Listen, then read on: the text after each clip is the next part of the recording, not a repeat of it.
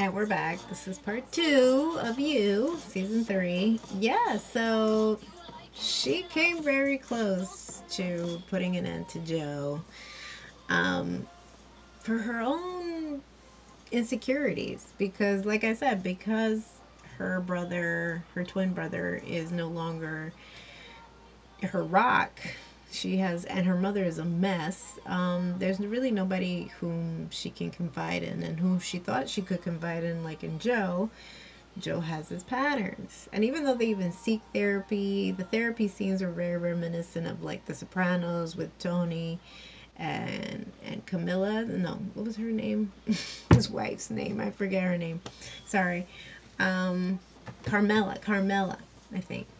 But it was very reminiscent of that, those couple therapy sessions, where they both know that they're fully being honest with the therapist, that they know that they're really vicious killers, although, Tony was more of the killer on that aspect, but she knew of his whereabouts.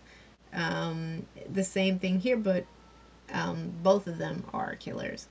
And we go from a typical Norman Rockwell painting of the traditional suburban home to a Renee Magritte, I believe it's called First Kiss painting, where it's like all types of torture and crazy imagery and whatnot of what is not the typical mundane of a coupling or family life.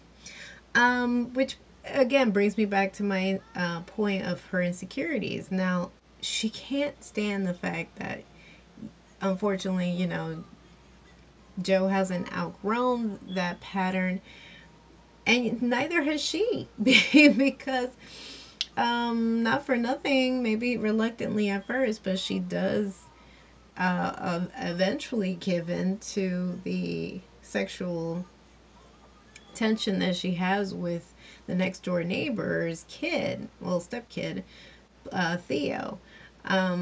He's not technically a kid, but he's I don't think he's 21 in the series. I think he's maybe like 19 or 20, a college student, and he's the stepkid to, so Natalie, who was our very first love interest for Joe at the very beginning, is married, and to a major tech tycoon, which is probably the reasons why she was unfaithful, because and she was another one that was free spirited and enjoyed her life, but once she got married and lived in this neighborhood, you had to be you needed to be a certain way to even be liked, to even function in that town. You needed to be liked, so that meant you had to be of a certain prototype, the typical Stepford wife. And she was not accustomed to that. So I don't think that Joe was the first, but definitely was her last because of Love's insecurities, so she killed her. But I think she had previous infidelities with other men, and because her high-tech millionaire husband was never home.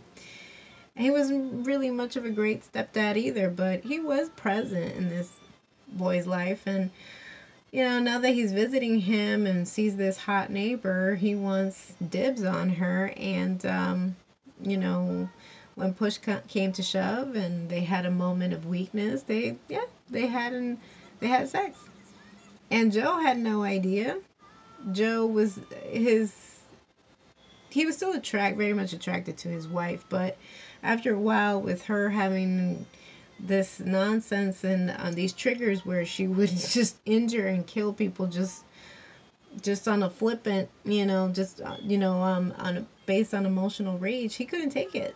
So his attraction for her started to dwindle, and in doing that, that's where he started to slowly disconnect from her. And when he finds out that Theo had been sleeping with his wife, which she did not cop to, he wasn't fazed by it. In fact, he thought, well, even more reasons why we're both unhappy and that we should move on. And he would have been fine with just co-parenting and living separate lives.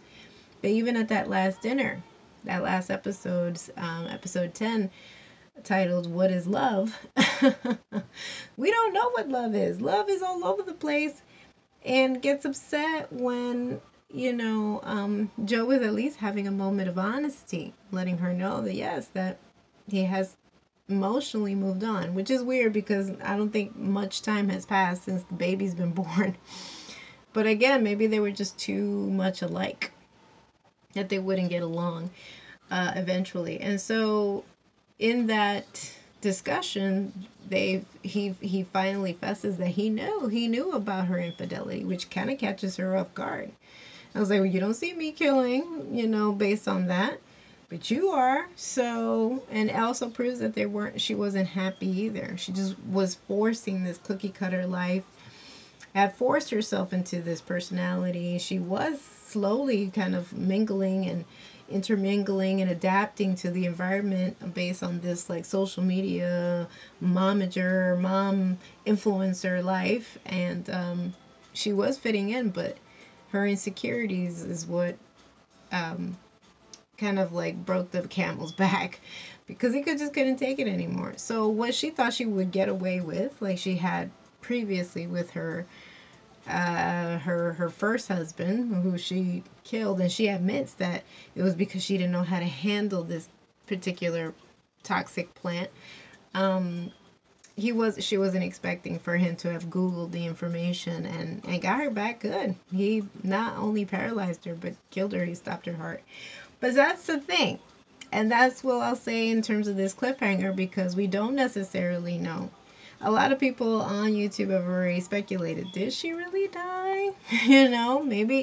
Maybe she also knew about that antidote. Maybe she also ingested some adrenaline before, he would have played himself and did what he did. Maybe because also she anticipated his every move. Like she knows him like the back of her hand.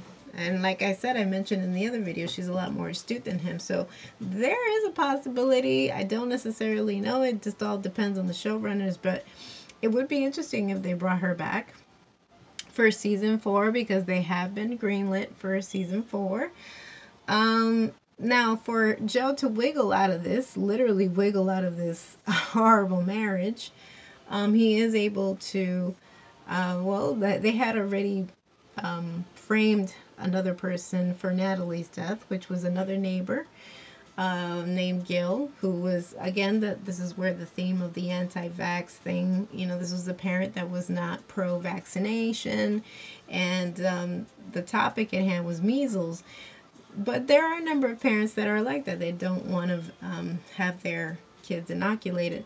So, Love, almost near having her son die, she was just not having it. And in a moment of a fit of rage, she smacks him with like one of these rolling pins that she has in her kitchen.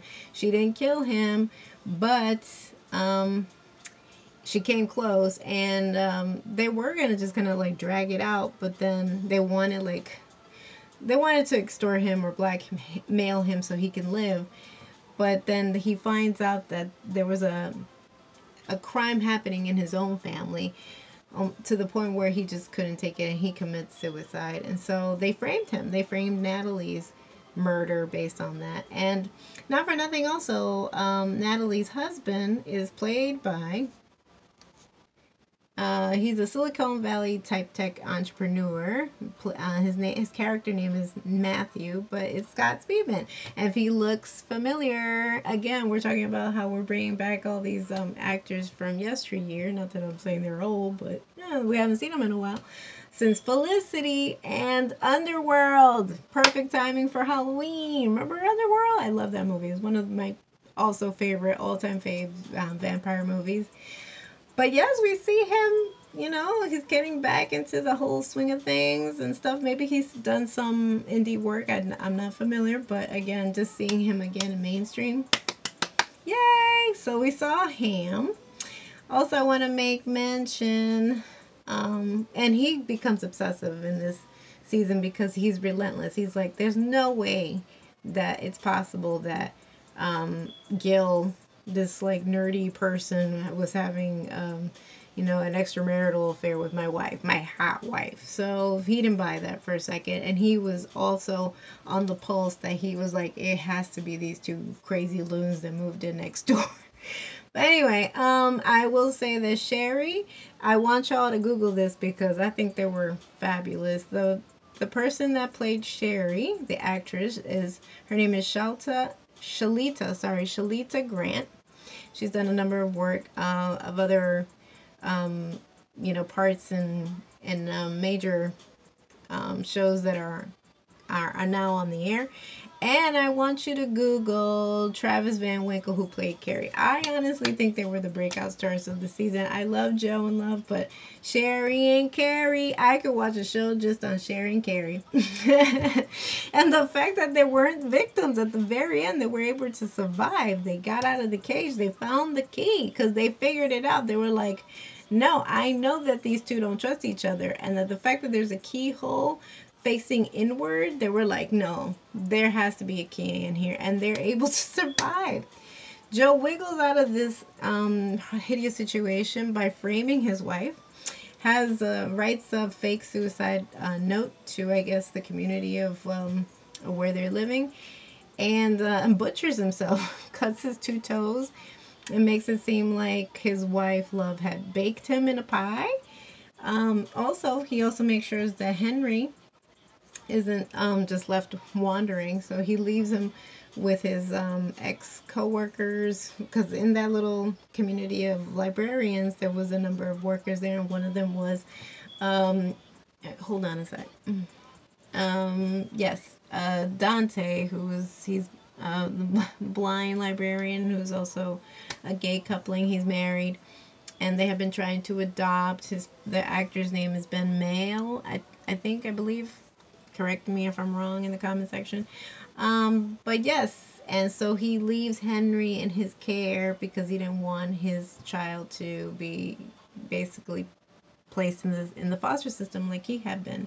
And that's what he had in common with Marianne, because they knew what that life was, and feeling abandoned that way he didn't want.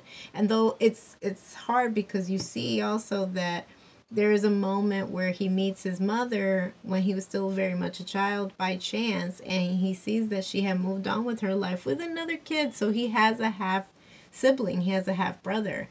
And I think that's one of the many baggages that he still carries with him, the fact that his mother did not reclaim him, and she was able to do her life over and not have him be a part of that life. So that's another reason why he's all messed up when it comes to women. But so we might see, who knows. I feel like that was that scene was put in there in particular for it to lead on to the next season. Who knows, we might even see this character as an adult, his half brother. Or we'll find out more information about his mom. What I would have wanted, though, I will say, is that I wanted to know a little more backstory when it came to Love and why she was the way she was. And we saw her killings, but we didn't know necessarily why she was the way she was, other than the fact that she could have been spoiled and privileged. But I wanted a little more backstory, and I enjoyed the monologues. Like how we have inner monologues with Joe. I enjoyed her inner monologues and her inner workings, and the fact that we got to see 40 again too. I loved him. I loved him in season 2. The actor's name is James Scully, and I thought he was hilarious and just knew how to split that like unhinged and super friendly and super comedic all in one batch. I thought he was a great addition last season, and just to see him again, maybe we'll see an instance, hopefully, maybe for season 4, but I doubt. And then we'll also see Delilah's sister, who he's still kind of maintaining from a distance. Will she be back for season 4? So he is able to escape. People just assume that Love killed him. He blew up the house, but like I said, we're kind of unsure if she really did die. And then we see him go to Paris because, like I said, Marianne is Parisian, and she always said that if she were to escape her ex-husband's clutches, that she would move to Paris with her daughter because she's an artist, and of course Paris is home. So he's in Paris. So who knows? I'm very excited as to what season 4 will lead. I enjoyed this season, honestly. And again, some people may be like, I don't know, it was a little lackluster. But again, I am not criticizing these shows harshly, because they are the fact that they're filming are miracles, and the fact that they're able to entertain us is a blessing. So again, I recommend it on Netflix. Please watch it. It's 10 episodes, but definitely worth the binge. And I'm going to be moving on to scary movies and shows for the holiday Halloween season. So please stay tuned for that. I might do some reaction videos as well of me rewatching movies that traumatized me as a kid. So for my spooktacular. Anyway, so I hope you like this review. Leave us a comment down below. Hit the subscription button and the notification button. And yes, stay tuned for my next upload. I'm very excited for. Until next time. XOXO, Nerdy Girl.